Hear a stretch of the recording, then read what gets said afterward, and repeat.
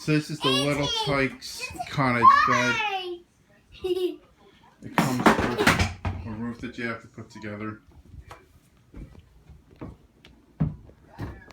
They go in with screws. And what you do is you put the 2 side rails in. And they get screwed on each end.